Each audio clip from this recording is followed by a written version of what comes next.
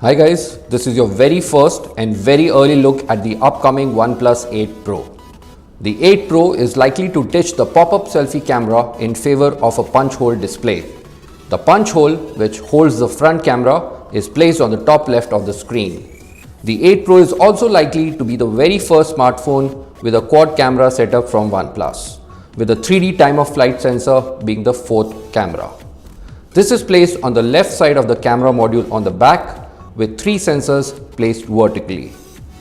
The display on the front is likely to be a 6.65-inch AMOLED panel, and it's already confirmed that the screen will offer a refresh rate of 90 Hz.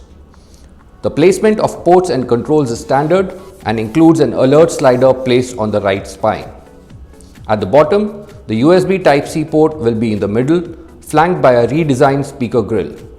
The phone is just about 8.8mm thick, though the thickness increases to 10.8mm if you include the camera bump.